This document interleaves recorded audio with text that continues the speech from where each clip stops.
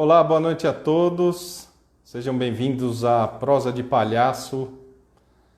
Hoje eu vou falar com a Beatriz Sayad, a Biti, que é uma palhaça incrível, também tem um trabalho sensacional como pesquisadora. Meu nome é Tiago Abad, eu sou coordenador artístico dos Cirurgiões da Alegria e eu estou fazendo as prosas de palhaço agora às terças-feiras. Pelo menos até 1 de dezembro ainda tem. Vamos ver como é que vai ser a vida. Boa noite, Michel. O Michel é sempre o primeiro, cara. Isso é fantástico. E, e é isso. A Bit já entrou aqui. Eu vou convidar ela para entrar. Espera aí, só um minutinho que eu errei o botão aqui. Quase não fiz live e estou errando o botão. Que negócio é esse, meu Deus? Aqui.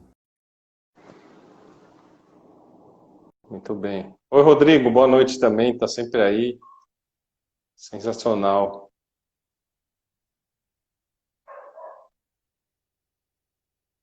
Vamos rezar para Nossa Senhora da Boa Conexão também, para ela já abençoar a conexão. Oi, Biti, boa noite. Boa noite, Thiago. Tudo bom? Tudo bem, e você? Tudo ótimo. Aí choveu aqui, caiu um temporal hoje. Em Limeira nunca chove, o mundo está às avessas. Aqui, olha, por enquanto não choveu, não. Eu cheguei hoje em São Paulo, estava em Ibiúna. Lá choveu bastante ontem, mas aqui ainda Ficou, não. ficou só no interior. É, não, Ô, era chuva, mas não rolou. Ainda. ótimo. Biti, obrigado de você ter topado de essa prosa de palhaço e você é uma pessoa também que eu admiro muito, tem uma pesquisa muito bacana, umas falas muito boas também. Então, brigadão por topar isso. Te Eu que agradeço agradeço. muito. Um prazer, uma delícia. Muito obrigada pelo convite, pelo interesse. Não sei se eu tenho muito a acrescentar, mas eu vou fazer o meu melhor. Com certeza tem. E, Bit, eu sempre começo perguntando se como é que você chegou na arte? Você sempre foi da arte ou não? Você fazia outras coisas? Como é que foi esse start aí, Não, esse começo? na verdade, eu desde pequenininha que eu decidi que eu queria ser atriz, assim, nunca quis ser outra coisa na vida. E com 13 anos eu queria fazer teatro na escola e eu não podia, porque só podia no primeiro colegial, que era 14 ou 15, sei lá. Então eu fui procurar um grupo de teatro fora para fazer um curso com um ator que era pai de uma amiga minha, então minha mãe deixou eu fazer e tal. E daí depois logo eu ingressei no teatro na escola. E fiquei. Na verdade, muito cedo eu comecei a trabalhar profissionalmente, porque eu tive, bom, a sorte de ter. Algumas janelas se abriram na minha vida, assim. E uma delas foi trabalhar com fui assistente. Eu trabalhei no grupo do Serrone, que é um cenógrafo do CPT, no grupo do Antunes Filho, que foi uma experiência incrível. Eu fui para lá com 17 anos, no finalzinho da escola, porque a mulher dele, na época, era minha professora de português, e sabia que, enfim, essas coisas da vida, né? E a, e a outra coisa muito bacana que aconteceu é que, dentro do grupo de teatro da escola, a minha melhor amiga, e era protagonista também do grupo, a Alessandra, ela falou: Olha, tem uma companhia dando um workshop, é o Teatro Sunil. E eu falei, e ela falou, eu vi o espetáculo deles, é muito legal, vamos fazer. Isso eu tinha 16 anos. E eu fui fazer esse workshop. Não era o Teatro Sunil, eram brasileiros que tinham ido para a Suíça trabalhar com esse tal Teatro Sunil e que tinham voltado e estavam dando um workshop. E era uma coisa muito física, assim. E eu nunca tinha feito nada na vida de físico, a não ser, sei lá, defesa no handball na escola, sabe? Então, corri, eu estava lendo Grotowski na época, sabia que existia esse teatro físico, que o ator tinha que se cansar e tinha que se libertar de suas amarras. E eu me apaixonei por esse trabalho e suei pra caramba, eu usava óculos, eu era gordinha, eu não, sabe, tinha o cabelo enroladinho assim, eu tava assim, fui exposta a um mundo que não era exatamente o meu, e eu me apaixonei e falei, eu quero trabalhar com essas pessoas. E eu continuei seguindo esses brasileiros, que eram a Kátia, o Eliezer e o Augusto, que tinham trabalhado na Suíça. Bom, o grupo acabou se modificando no final, depois de uns 2 anos que eu já estava trabalhando permaneci trabalhando com a Kátia, mais especificamente, e com a Alessandra, e com a galera da escola. Todo mundo foi fazer o workshop. Depois de uns 2 anos, o Serrone me levou para a Suíça, para Praga, para fazer uma quadrienal de cenografia que tinha lá. E eu falei, vou aproveitar que eu estou indo para a Europa e que eu tinha uma viagem, uma oportunidade de estar na Europa, e vou tentar conhecer esse grupo Sunil, que era esse grupo que eu tinha trabalhado aos 16 anos. E aí eu conheci o Daniele, que é o diretor da minha companhia até hoje. Eu tinha acabado de fazer 18 anos. Eu fiz 18 anos em maio, viajei em julho. E a gente se olhou e ele falou para mim assim: a gente vai trabalhar junto a vida inteira. Eu vou fazer de você uma palhaça. E falei, foi assim que eu conheci, que eu comecei Nossa, a. ele já teve essa assim na primeira. Um dia você. Sim, foi de primeira, na verdade. Bom, a gente teve umas conversas telefônicas, eu estava até se encontrar. Ele foi me buscar no aeroporto, mas assim, nas nossas conversas, assim, né, desse primeiro encontro, a gente fez um pacto de que a gente trabalharia juntos. E de que ele ia me introduzir na linguagem do palhaço, assim. Que ele ia me iniciar como palhaça. Ele e a Maria, que Poxa. são os fundadores na companhia. Então, eu acho que a minha relação com o palhaço nasce desse encontro mágico de juventude, sabe? De eu ainda nem saber direito o que era palhaço e de, na verdade, mais do que ser palhaço, eu quis entrar nessa companhia, porque eles faziam, enfim, eu gostei, eu vi os espetáculos, eu achei que aquilo ali tinha a ver comigo. Era muito poético, muito lúdico. Tem uma coisa no começo da nossa trajetória na companhia, que o palhaço era um palhaço teatral mesmo. Nos anos 90, quando eu comecei, e essa questão de brigar por um palhaço do teatro que não usava nariz, ou bom, usar nariz não sei, mas assim, que tinha um approach teatral com a cena, que não era o palhaço do número, que não era o palhaço era o palhaço que conta história, e era o palhaço, né, tinha toda uma escola pensando nisso, brigando por isso, reivindicando assim esse lugar de um palhaço dentro do teatro, que hoje talvez seja uma coisa dada, né, assim, não sei, Não, muito mais não foi nos normal. anos, não foi nos anos 90 que começou essa discussão se você era palhaço ou clown, né? Houve uma divisão assim, né? Total, defendi a palavra clown antes bom, antes de entender que, na verdade, no Brasil há palhaços, assim, né? E que a palavra era uma palavra discriminatória, porque, bom, muita gente não sabia o que era clown.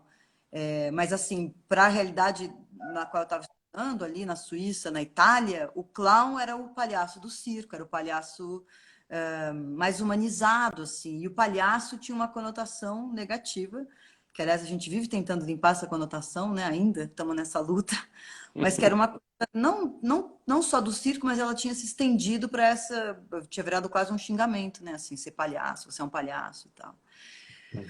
Eu acho que, inclusive, lá hoje essa discussão tem outro valor, assim, ela se relativizou muito. É, Mas certamente no Brasil e na América Latina a gente fala palhaço e não mais clown. Ainda que eu acho que o termo técnico clown possa ser usado também, enfim, sei lá. Uhum. Mas foi E assim que eu você, cheguei, entendeu? Foi uma. você começou já fazendo essa preparação com o Daniele, é isso? Ou não? É, Você foi fazer cursos e depois vocês se encontraram? eu conheci o trabalho da companhia, que era esse trabalho de treinamento, era um trabalho de treinamento. A gente tem até hoje um treinamento físico, mas na época era uma coisa que tomava uma parte do dia, assim, a gente ia treinar. Eu conheci o Lume, porque a Kátia, que era a minha diretora, que foi quem me levou para essa companhia, ela, ela foi procurar também referências no Brasil, e o Daniel e o Burnier eram amigos, eles tinham se conhecido aqui. Então, o Daniele tinha dado assim, a referência de quem faz um teatro parecido com o que a gente faz no Brasil é o Lume. Não era parecido assim, né, o espetáculo, mas realmente do ponto de vista do treinamento e da ideia de um trabalho de ator, que é um ator que trabalha cotidianamente, independente de estar fazendo um espetáculo, que ele vai afinar o seu instrumento e que ele vai trabalhar o seu corpo, que era muito isso que na época se falava. Estava relacionado com o terceiro teatro também, com Eugênio Barba, mas o Lume tinha um trabalho bem próprio, né, de treinamento e de pesquisa sobre o palhaço e sobre o ator. Eu fui procurar o Lume, assim, o Rick, o Simi, o Burnier foram meus mestres também. E e tanto na coisa do palhaço quanto na história dos treinamentos. E na companhia tinha isso de treinar, e, mas não foi uma escola, né? Foram mestres, foram pessoas com quem eu trabalhei, com quem eu fiz workshops, e dentro da companhia eu entrei para o trabalho. Então, como a gente trabalhava cotidianamente, eu fui trabalhando. Mas eu fui fazer escola bem uns 10 anos depois, escola de teatro. Eu fazia filosofia, eu estudava filosofia nessa época. Eu abandonei a filosofia para ir trabalhar com a minha companhia. Depois de muitos anos, eu entrei nos doutores, já em 95, né? Porque tudo isso foi em 90, 91. Em 95, 96 eu entrei para os doutores e descobri um monte de carências minhas, porque justamente eu não tinha feito escola, então eu tinha essa... O meu conhecimento da linguagem do palhaço vinha muito de um conhecimento dentro de uma companhia de teatro, assim. Então ele estava ligado com uma estética também, né? Eu fui fazer o meu teste de doutores com a roupa do meu espetáculo, era toda de branco, assim. Depois que eu entendi que no hospital é um pouquinho dos médicos. E Na verdade, você não deixou você deixou de ir para a escola estudar filosofia, né? Mas quando você assumiu fazer teatro, palhaço, acho que você escolheu vivenciar a filosofia, na verdade, né? Que tal, querendo ou assim. não, você acaba, sei lá, você acaba vivendo a sua verdade, aquelas coisas que você acredita no palhaço, certo? Eu acho que eu entrei muito jovem na universidade, com 17 anos, e eu acho que a filosofia pedia um mergulho muito intenso, assim. Eu não tinha estofo assim para encarar aquele estudo se não fosse entrando de cabeça. Mas eu queria entrar de cabeça no teatro, então eu acabei não conseguindo. Depois de muitos anos, com 27, 28 anos, eu fui estudar letras no Rio. E aí eu reencontrei a filosofia através da literatura, e aí foi um encontro muito mais feliz. Eu também já estava muito mais entendida de quem que eu era, do que eu já fazia, já estava nos Uhum. doutores, já tinha feito vários espetáculos na minha companhia, já estava mais assim com força para entender que eu também queria agarrar um outro estudo, que era o da literatura, enfim, e a partir dele encontrar. São muitas paixões, né? Eu também tenho essa paixão, na verdade, pela literatura, pela filosofia, ainda é uma coisa que é forte para mim. Mas o teatro é E, muito absorvente e ele exige muito a nossa presença física e a nossa dedicação física, né? Assim, isso mas a gente vai conciliando à medida do possível. e como que você foi parar no Doutores? Alguém te convidou, falou, ó, vai ter teste? Como que você foi parar lá? Uma história muito bonita. O Daniele, que é o fundador da minha companhia e que é essa pessoa com quem eu Uhum. trabalho até hoje, meu mestre e amigo, ele tinha trabalhado na Índia. A minha companhia nasce como a ideia dele ele chama que ele dá um nome assim para o que ele faz. Ele fala que é o teatro da carícia. E essa ideia de teatro da carícia nasce de uma experiência que ele teve na Índia com 17, 18 anos. Ele trabalhava como voluntário da Madre Teresa de Calcutá. E ele, como palhaço, ele foi lá trabalhar como voluntário, ele era palhaço, ele fazia shows para as crianças, enfim. E ele se envolveu, ele fazia tudo, na verdade, né? Quando você vai para lá, você faz o que for preciso. Uhum. E tem um menino com quem ele se relacionou, que ele teve uma relação muito forte, que se chamava Sunil, de onde o nome da companhia Teatro Sunil, que depois veio a se tornar Companhia Fins e Pasca.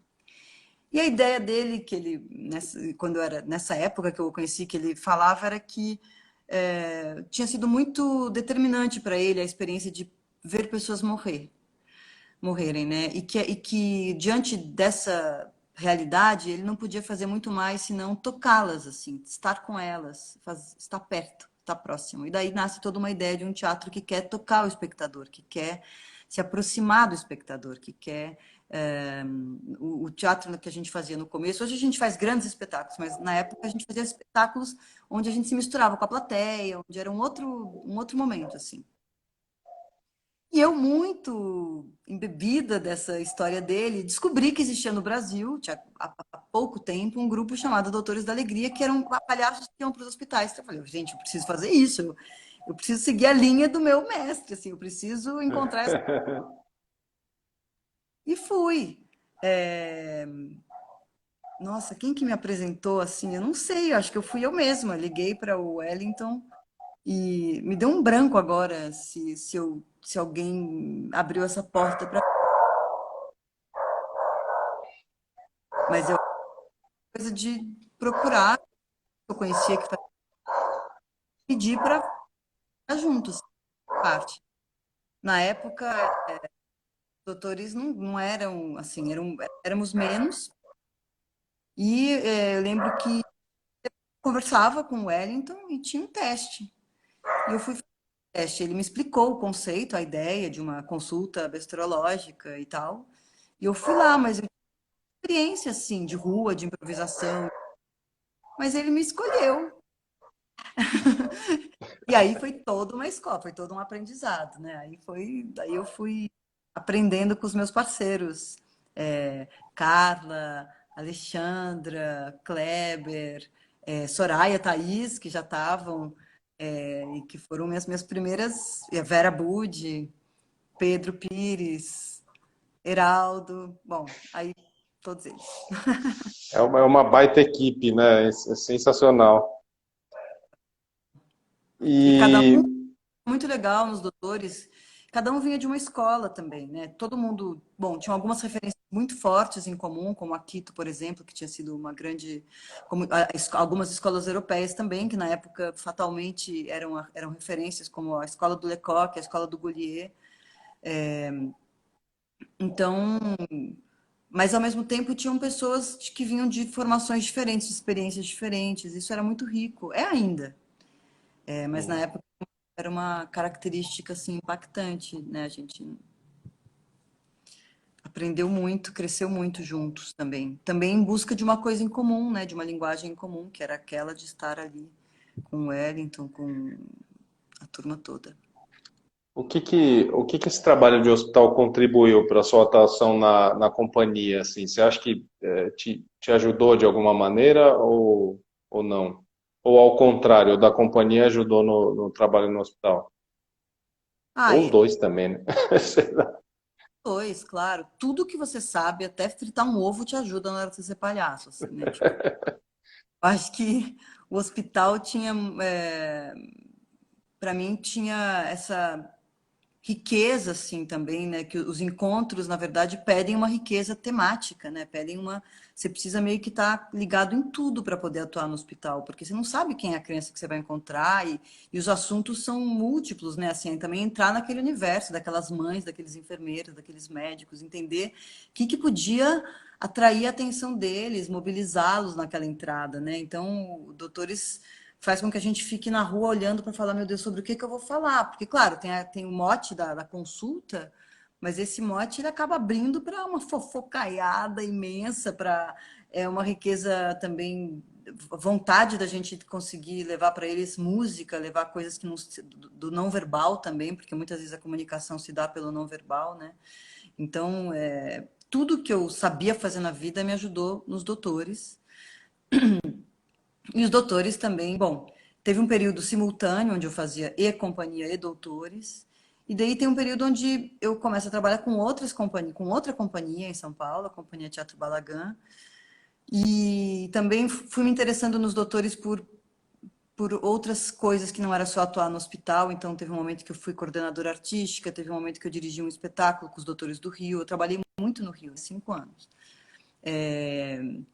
E a gente teve essa vontade de criar um espetáculo que foi o Inventário, que era um espetáculo que tentava levar, traduzir para o palco uma experiência que é dificílima de contar e que eu acho que a gente encarou esse desafio de uma maneira muito bacana e foi muito rico montar esse espetáculo e viver esse espetáculo durante tantos anos. E quando eu volto para a companhia lá em 2009, claro que eu acho que a coisa mais legal de voltar para a companhia foi ter tido uma outra trajetória rica, assim, outras experiências e chegar para lá porque eles me formaram. Eu saí de lá, fui para o mundo. Aí depois de ter ficado no mundo, eu devolver para eles, né, assim, outras experiências, outras dicções também de palhaço, né, poder brincar em muitos níveis que eu acho que dentro dos espetáculos da companhia, o palhaço é tanto palhaço, mas ele também é narrador, ele também tem um lado ator, ele também dança, ele também tem que ser acróbata se for o caso, ele tem então, chegar para a companhia depois de 10 anos de ter feito muitas coisas foi muito bom também para poder oferecer para eles uma riqueza maior, assim, de experiência, de desenvoltura em cena, né, assim. Mas os doutores têm uma coisa que eu acho que é muito, que tem a ver com uma coisa que me fascinou desde o começo, que é essa coisa de você atuar olhando para alguém e construindo sentido junto, né, assim. E dentro da companhia que hoje faz espetáculos imensos para 1.000 pessoas, eu acho que eu ainda sou o palhaço dentro da companhia é esse ator que ocupa o proscênio. Então ele é quem vai buscar entender. Vocês estão me ouvindo? Vocês estão entendendo a minha língua, meu sotaque? Vocês estão entendendo essa história aqui ou tá confuso, né? Então ele é esse interlocutor, ele é a pessoa que vai fazer com que esse espetáculo gigantesco seja dialogado com o público, de pertinho, assim, né? A gente vai procurar o olhar ainda. E é muito legal isso também. Eu gosto muito dessa mudança de cenário sem perder essa Legal. chaminha. Legal. Foi legal que você falou do ovo frito. O Michel comentou do ovo. É que eu fiz um vídeo recente que eu faço parte de um grupo que chama Cirurgiões da Alegria, que nasceu de um encontro com doutores. Aham. E eu fiz um vídeo fritando ovo. Foi uma coincidência boa de você ter feito. Não há coincidência. Não há Sim, coincidência. E sabe o que eu queria que você falasse um pouco, Biti? Porque, pô, você fez aquele contrato com o Daniele lá atrás e vocês trabalham juntos até hoje, né? é. E, pô, eu queria que você falasse um pouco da relação de dupla, assim, porque eu sempre defendo que é muito difícil você fazer uma relação potente de dupla de pessoas que se encontram raramente, assim, no sentido de tem que ter uma relação bem forte, assim, não sei se é madura a palavra, mas é bem próxima um do outro, né? Mesmo que estejam longe uns dos outros, mas tem que ter uma relação de carinho, no mínimo, um pelo outro, né? Então, eu queria É. que você falasse um pouco dessa relação entre vocês, assim, porque quanto tempo faz faz uns 30 anos já? Estamos chegando lá. Uhum. Quase 30. Não faz 30 anos. Olha, o Daniel não é minha dupla, tá? Ele é meu Uhum. diretor. O primeiro espetáculo que ele dirigiu comigo, a minha dupla era a minha melhor amiga, a Alessandra. Essa com quem eu fazia teatro na escola. Ela era protagonista, eu era contra-regra. E o Legal. espetáculo fala muito dessa relação, assim, dela ser. Bom, enfim, o primeiro espetáculo que a gente fez, né? Fala muito dessa relação entre um que é e o outro que quer ser, né? Então ela era a protagonista, eu ficava lá olhando, achando tudo incrível. E então a minha primeira dupla de palhaço assim em cena foi ela. Ele escreveu para nós duas um espetáculo que contava da nossa relação e foi desenhando essa relação de dupla de palhaço entre duas pessoas. A Alessandra, quando a gente montou o espetáculo, que a gente tinha o quê? Uns 20 anos, a gente já era amiga desde os 15, melhores amigas, assim. Ela é muito minha amiga. Ela é minha melhor amiga até hoje, assim. Ela é muito minha amiga. Ela é minha vizinha, inclusive. E, enfim, na minha vida, amizade e trabalho sempre foram coisas que não acho que necessariamente seja assim, não, mas calhou comigo que foi. O Daniele é meu irmão, assim, eu tenho muitas afinidades com ele e eu acho que o que fez com que a gente se encontrasse, ficasse junto, tivesse vontade, a gente tem gosto parecido, assim, como ele mesmo diz, né? É importante você trabalhar com pessoas que têm o mesmo gosto que você, né? Que têm o mesmo senso estético, que têm a mesma vontade de contar as mesmas histórias, que acham que aquilo que você faz é belo, que não é cafona, que não é exagerado, que não é, né? Então, que embarca assim, né? A gente tem esse feeling muito grande. E isso sustenta a nossa relação durante 30 anos. O meu parceiro de cena é o Rolando, que eu falei lá no encontrão dele, né? Que é o meu partner mesmo, assim. Bom, eu também tenho outros, o Davi, né? Dentro da companhia, todo mundo é meio transita pelo mundo do palhaço. Uhum. Então, mas o Rolando minha cara metade, assim, né? E eu tenho uma afinidade muito grande com ele na vida e em cena. E foi muito. e por isso que a gente continuou também, rolou. Assim, a primeira vez que a gente foi trabalhar, tinha química, muito assim. A gente se entende, a gente se mexe junto, a gente se encosta. Quando eu vejo, um tá com a mão no outro, sabe? É uma coisa fácil, assim, com ele, né? Eu me divirto muito com ele. Eu acho ele muito engraçado. Eu acho que dupla de palhaço, um tem que gostar do humor do outro, né? Porque senão. Bom, senão pode ser maravilhoso também, né? Mas eu acho, enfim, que se a gente gostar é melhor. É mais divertido. É, mesmo se não gosta, tem que achar uma maneira, né, de brincar com isso. Sim. Os doutores é uma escola nesse sentido, né? Que você trabalha com todo mundo, não é você que escolhe dupla. Você pode até escolher, mas tem horas que você é escolhido e tem horas que cai lá com alguém e vai e tem que ser feliz. E nesse sentido é uma escola, assim, né? De aprender também a se adaptar, a se adequar, a trabalhar no amor e no casamento, né? Assim, na saúde, como é que é isso? Na saúde, na doença, na alegria, na tristeza, na riqueza e na pobreza, né? Tem que ser assim. E eu usei Mas essa frase em outro vídeo que eu fiz hoje. Caramba, Bit, você é meio bruxa, é isso? Você tá, você está. tá com a... Muito bom. O inventário eu assisti. Eu achei o inventário, na época, eu saí, eu lembro de eu sair do teatro muito reflexivo, assim. E tinha uma cena final que, pô, eu achava aquilo tão, não é tétrico a palavra, mas era um lugar que te botava no lugar de uma criança, assim, chamando a avó e, puta, aquilo pra mim era muito angustiante, assim. Eu acho que eu assisti duas vezes, e as duas vezes algumas pessoas riam no final, né? E eu não sei se era esse o objetivo, ou, tipo, o que o público sentiu, mas também tem essa capacidade do riso que a gente não mede tanto, né? Não dá pra saber de onde veio esse riso, o que provocou o riso, né?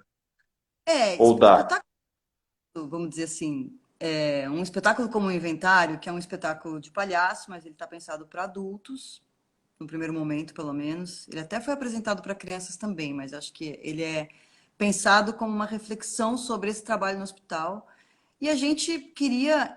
é, a gente criou para criar um inventário, vou falar para quem não souber, é um espetáculo imaginado como um jogo, né? A Andrea Jabor trouxe assim, uma estrutura de um jogo mesmo. Eram 4 cadeiras, o palhaço, o artista, o médico e o. Peraí. O palhaço, o artista, o médico e o paciente. E que a ideia era improvisar nesses lugares, nesses 4 lugares.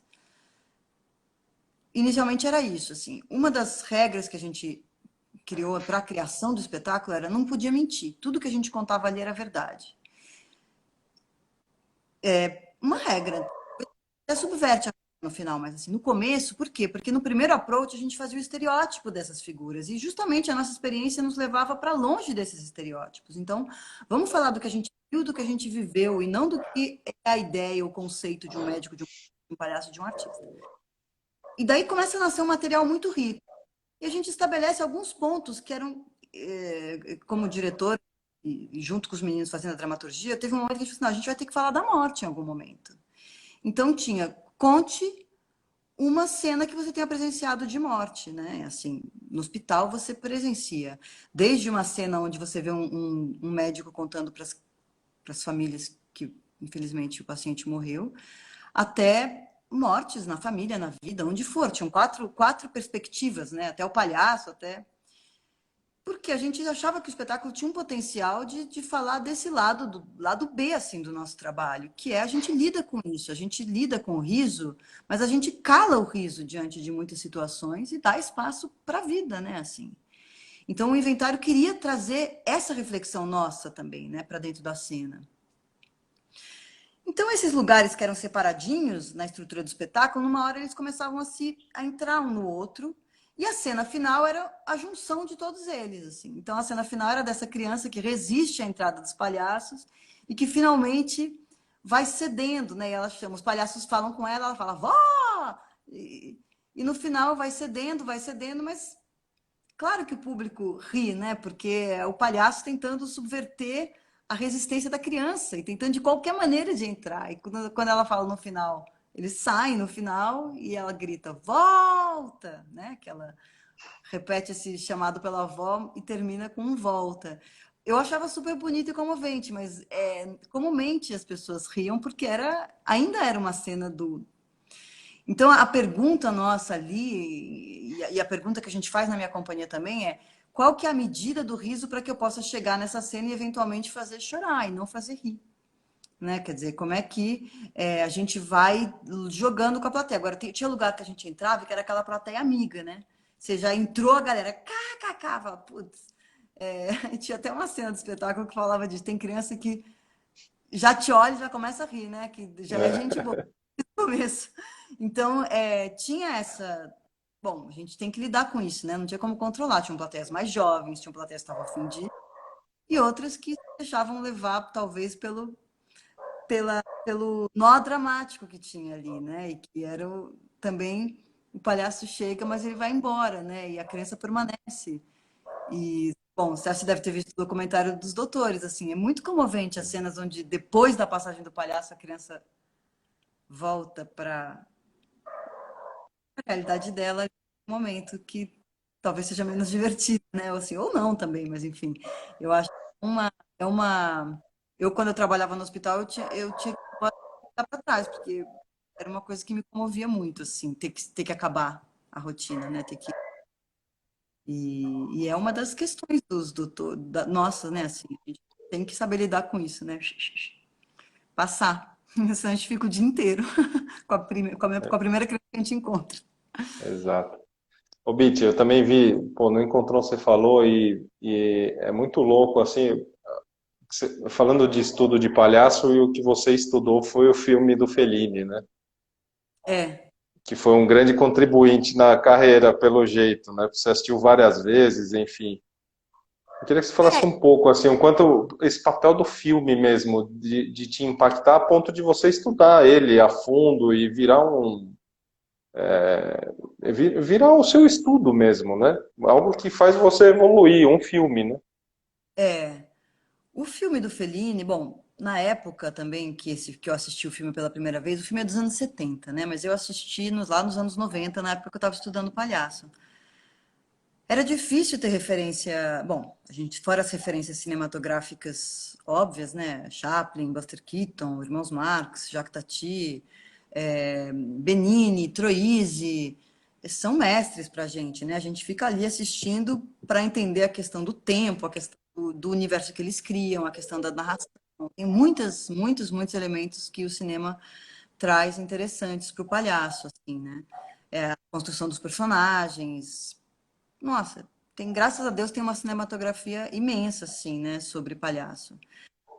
Mas o filme do Fellini, além de ser uma referência enquanto cinema, ele trazia cenas do circo, assim, né? E isso era muito legal. E era mais difícil, né? Não tinha YouTube na época, não tinha Google, nada disso. Era assim, quem tem esse VHS do Palhaços? Está aqui. Tinha uma VHS também de um festival de circo que tinham números incríveis. Um pouquinho mais para Tinha os frente números já. do Rivel, né? Que era, foi a esse Tinha festival, né? aquele da bicicleta, sabe? De Jackson Isso. Filme, o pai que tinha, né? É, Uhum. é incrível esse daí também. Mas era ruim a qualidade e do Fellini também, mas tinha isso muito legal dele trazer o circo, né? Tanto as cenas de circo que ele filmou quando ele foi visitar o Orfeu, constituiu, né, assim, dos Fratellini, é, e a morte do Guion, né, que ele tem muitas coisas históricas, assim, dentro do filme. Eu não estudei o filme, não, eu assisti, e ele me inspirou. Eu fui estudar mesmo, foi para fazer a fala lá do Encontrão, porque aí é que eu fui pegar o papel e a caneta e ficar cena por cena, decupando para conseguir, enfim, construir a fala, porque eu acho que revê-lo me deu a dimensão do tanto que aquilo ali tinha ficado na minha cabeça. Né? Assim, tem cenas ali que eu quase que tinha a sensação de que eu tinha visto, ficou tão forte na minha memória que era quase que eu achei que eu tinha visto pessoalmente. Daí eu falei, não, gente, foi ali no filme que eu vi, né? E, bom, obviamente também, quando eu vi o filme pela primeira vez, eu tinha 20 e poucos anos, e uma experiência de 20 e poucos anos de espectadora. Com 47, são 20 anos eu sou uma grande espectadora, eu vejo tudo, assim. Eu vou muito ao circo, ao teatro, eu assisto tudo, eu adoro ver. Eu acho que faz parte do meu trabalho, assim. Às vezes meu pai fala, mas de novo você vai ao teatro? Eu falo, pai, é meu trabalho. Eu vou Tá. muito, assim. Eu tento assistir o máximo de coisas, porque eu acho que as nossas artes, nossa arte, né, ela é efêmera. Se a gente não assistir, quem que vai contar? Tudo bem, hoje em dia a gente tem registros, né? Mas assim, a gente precisa assistir para dizer, eu em 1980 assisti isso, em 90 assisti aquilo, né? E a gente tem essa missão, né? Assim, de ver o máximo de coisas possível. E a palhaçaria, né, Bit? Você assistir um vídeo, é legal, mas assistir ao vivo, que você participa da respiração do ator, é outra. Tudo, né? O teatro, qualquer teatro, eu acho que tem essa característica, mas sem dúvida, com a questão da comicidade, isso é um elemento muito forte para entender também, né? Porque tem hora que ninguém ri, você ri, tem hora que você não ri, que a plateia toda tá rindo.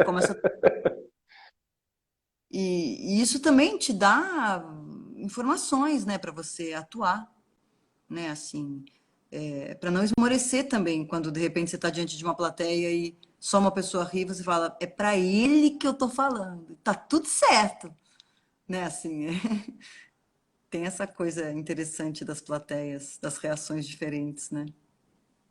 Bit, bom, como a sua companhia é suíça, você também roda o mundo inteiro, certo? E Certo. como que foi agora essa parada, assim, de no quesito artístico, assim, você pegou e falou, olha, chega, não aguento também mexer com arte, preciso ficar um pouco quieta, ou não, você continua a pesquisa. Eu vou te contar um exemplo, por exemplo, quando deu a parada da pandemia, eu entrei num processo de maluco de produzir coisa, eu parecia um funcionário de empresa que queria fazer 5.000 coisas ao mesmo tempo. Hoje em dia eu estou fazendo 2.500, mas o começo, não sei, deu um negócio frenético de que tinha que produzir, quando na verdade tinha que ficar quieto, né? E meio que É, entender o seu processo do que tentar fazer coisas. Como que foi para você assim? olha, para mim foi. Bom, quando eu estava no meio de uma turnê quando tudo interrompeu, assim, né? A gente estava no México. Na verdade, assim, no dia que eu fui para essa turnê, o dia que eu saí de viagem, foi o dia que apareceu no jornal que a Itália estava um caos.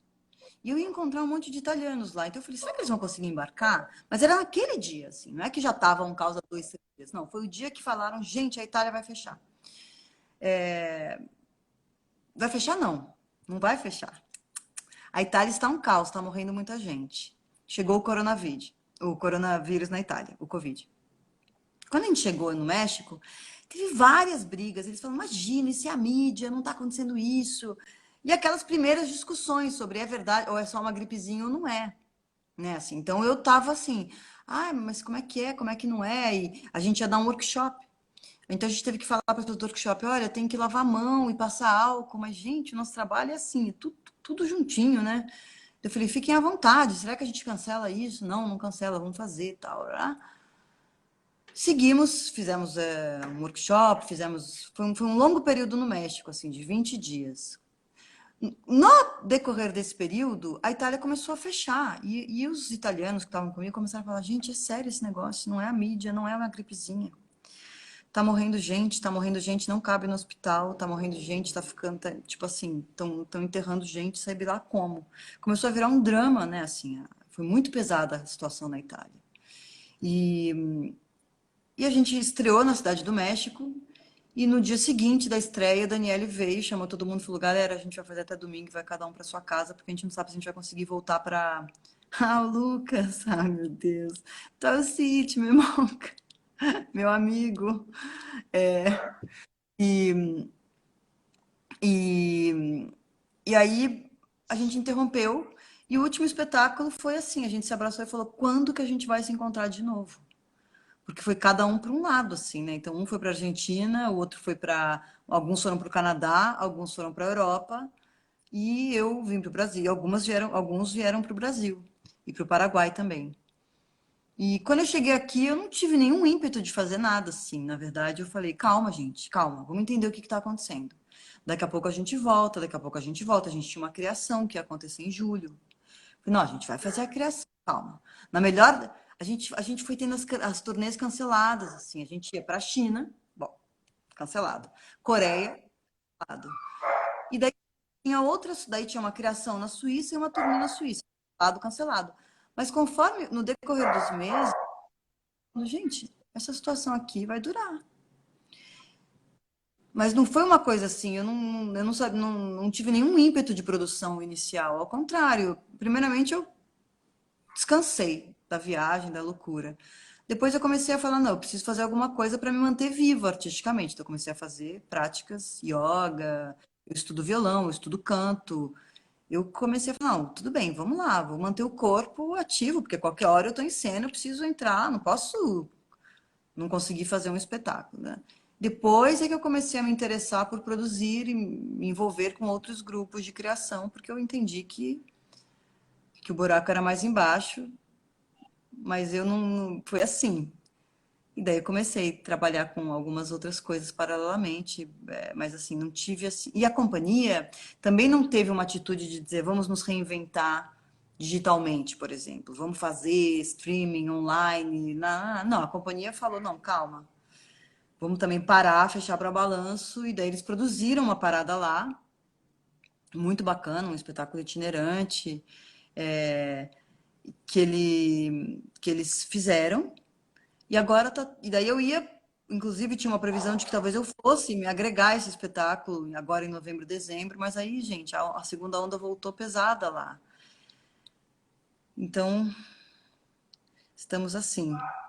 Para mim foi um Vo- tempo, como eu disse no encontrão, importante para eu abrir outros espaços, assim. Eu acho que eu era muito preenchida, assim, né? Porque a vida me preenchia muito, assim.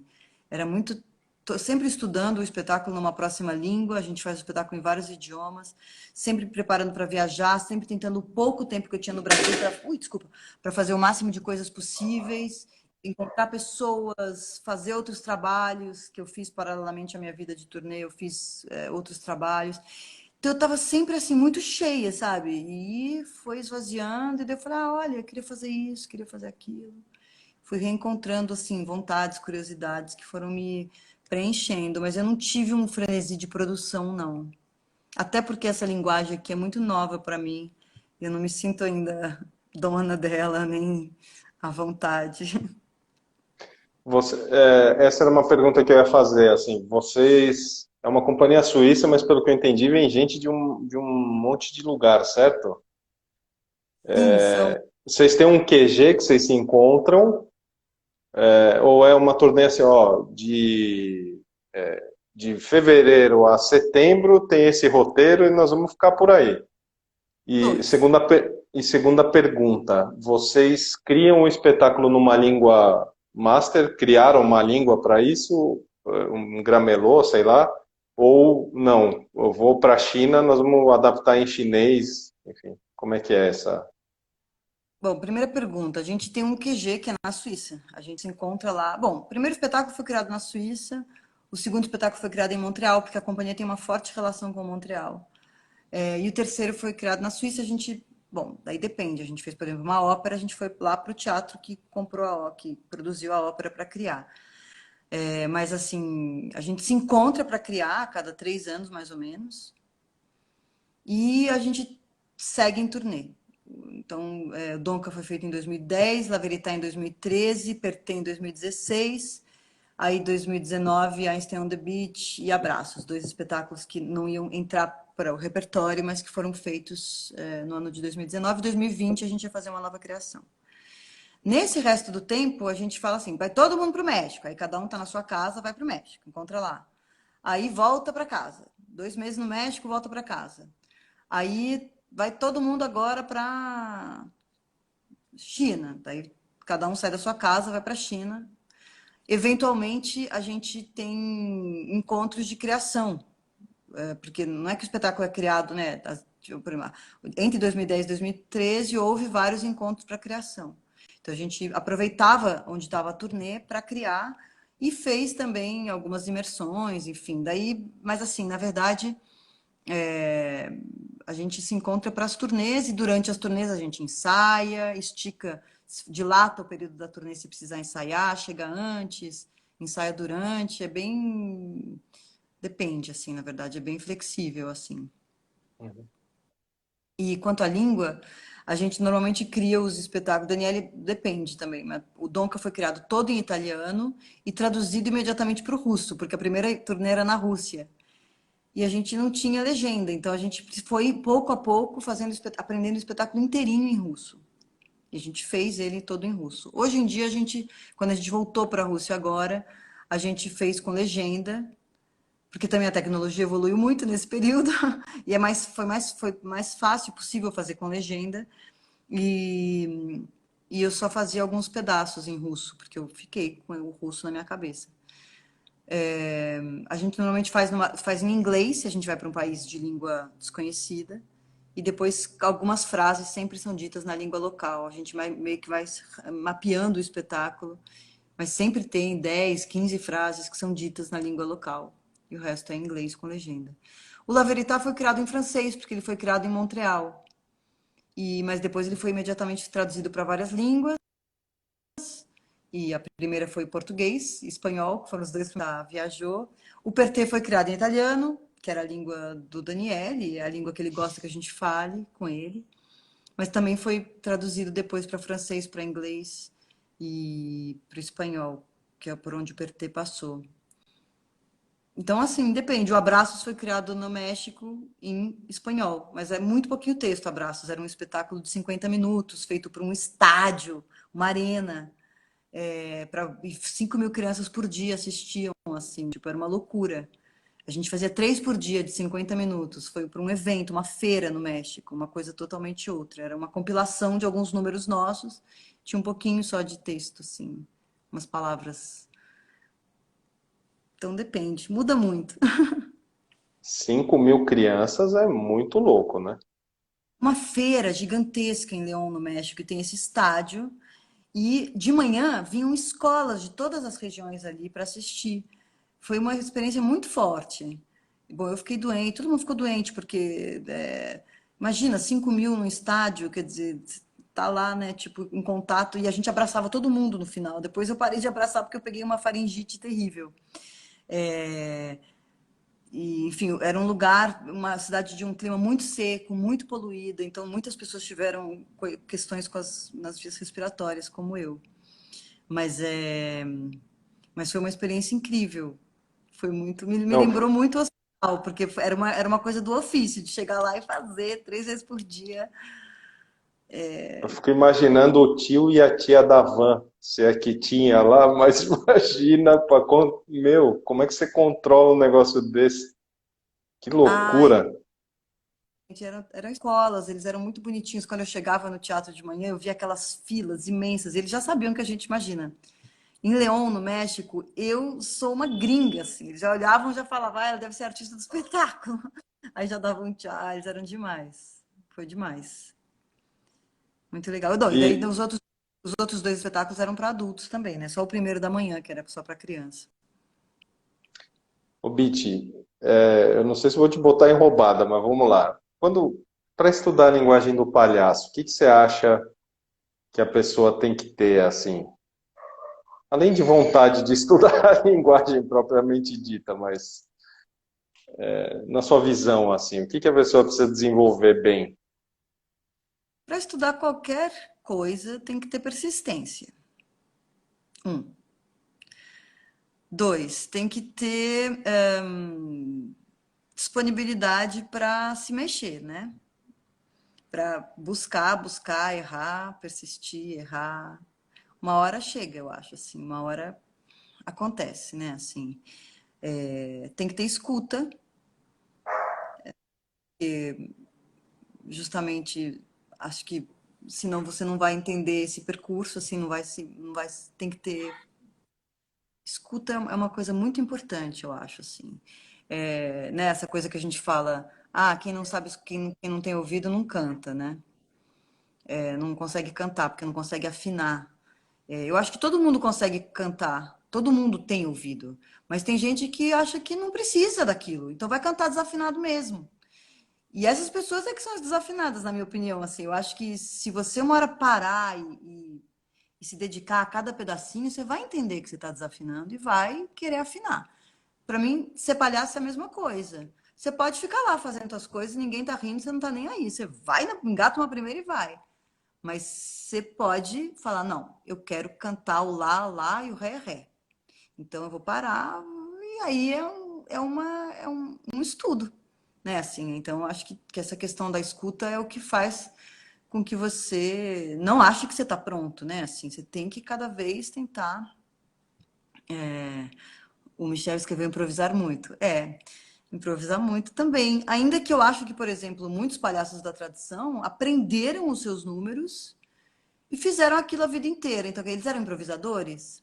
Todo mundo é improvisador. A vida é uma improvisação, né? Assim, a gente está sempre se adequando. Se a pena tinha que cair assim no seu pé e ela não caiu no seu pé, imediatamente você está em improvisação.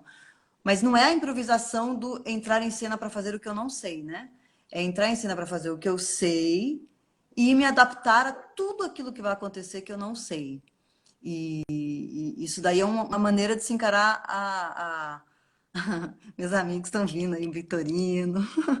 Eu não fico olhando para baixo para poder olhar para você, mas agora Não, que eu vi. teve um que fez uma pergunta em francês, que aí eu falei, eu não vou ler, que eu não sei nem ler isso direito, mas eu posso resgatar aqui. Que Deixa eu ver se eu eu acho que resgato. eu Quem será? Deve ser. entendi que era sobre apresentação via online, streaming, né? Mas aqui, nossa, não é do Lucas Petracioc, é isso? É, mas eu não Você estou achando a conseguiu pergunta achar? dele. Não? Eu estou vendo Tá, Lucas, mas eu não estou vendo a poxa, pergunta. tá mais pra cima, mas eu não sei. Eu posso ler do meu jeito. Não, tudo bem. Eu acho que É, qualquer coisa. Vamos continuar aqui nós. tá. Bom, Sabe? Lucas, se você tiver aí, repete, mas ele é francês e não vai entender nem se eu falar isso, né? Ah, ele é argentino. Não, Ah, ok. Lucas, Lucas, não fica bravo comigo se eu falei que você é argentino, se você não for. E Bit, Ih, faltam. Oi? ah, não, deu uma travada aqui para mim, mas não sei para você. Voltou. Voltou. Tá. Aqui, ó. Apareceu. Ô, Conrado. Sensacional. Obrigado, Conrado.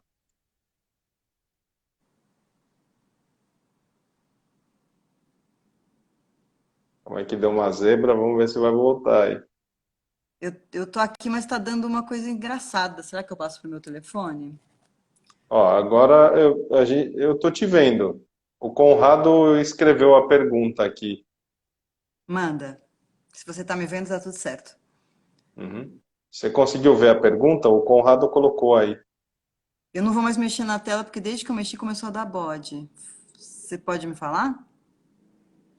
É assim, sei lá no que está escrito, mas é tu penses, aí é quo, do streaming des espetáculos. Eu não sei o Ah, o que que é que eu isso. acho do espetáculo em streaming, deve ser.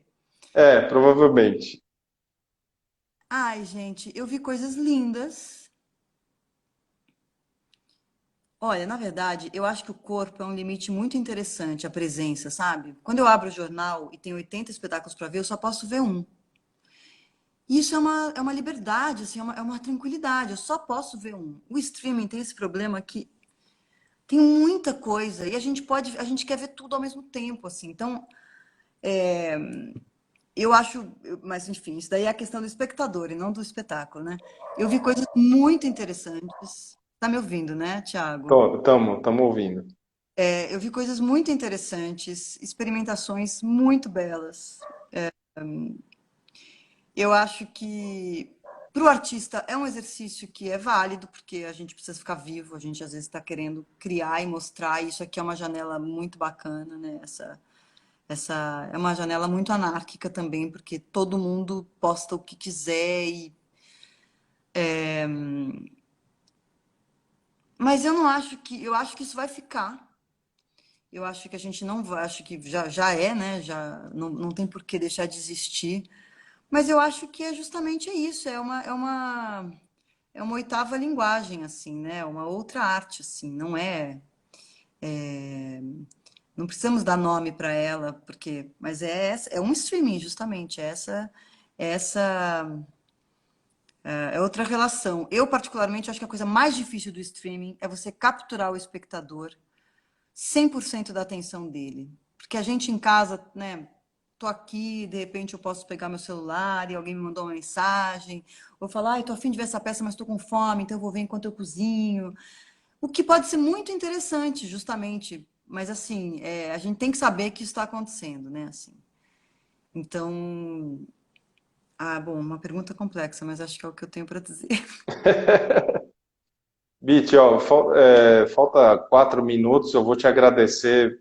Muito obrigado por ter topado, foi ótima conversa, Eu que vários agradeço. ensinamentos sensacionais. Obrigado. Foi um prazer, te agradeço imenso e estamos aí, seguimos. Eu queria fazer uma última pergunta. A quem você é grata? Meu Deus.